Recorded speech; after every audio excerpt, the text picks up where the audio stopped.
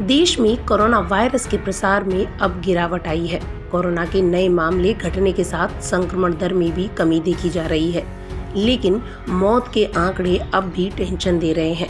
भारत में एक दिन में कोरोना वायरस के नए मामले में 2 लाख के बेंचमार्क के करीब तो आ गए हैं, मगर रोजाना होने वाली मौतों का आंकड़ा अब भी 4000 के करीब ही रह रहा है।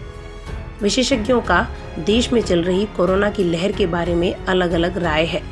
कुछ का कहना है कि लहर कम हो रही है और कुछ का कहना है कि लहर एक समान नहीं है। विशेषज्ञों का मानना है कि राष्ट्रीय स्तर पर दूसरी लहर कम हो रही है। लहर के पीक के दौरान दर्ज किए गए नए मामलों का 7 दिवसीय औसत 3,92,000 पर पहुंच गया था, लेकिन पिछले 2 हफ्तों से लगातार गिरावट आ रही है। आंकड़ों के आधार पर कह सकते हैं कि लहर एक समान नहीं है। इस बीच मिडिलसेक्स यूनिवर्सिटी लंदन के गणितज्ञ डॉक्टर मुराद का कहना है कि यह संभव है कि देश भर में कुल संचरण यानी ट्रांसमिशन अभी तक चरम पर नहीं पहुंचा है, लेकिन यह मामलों की संख्या में दिखाई नहीं दे रहा है, क्योंकि संक्रमण अब ज्यादातर ग्रामीण क्षेत्रों में फैल रहा है। गौरतलब है कि भारत में अब एक और कोरोना वायरस की खतरनाक लहर का खतरा मंडरा रहा है।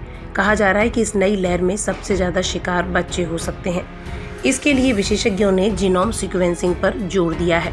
अमेरिका के चर्चित संक्रामक रोग विशेषज्ञ डॉक्टर फहीम का कहना है, कोरोना की एक और लहर से निपटने के लिए जीनोम सीक्वेंसिंग पर पूरा जोर देना होगा।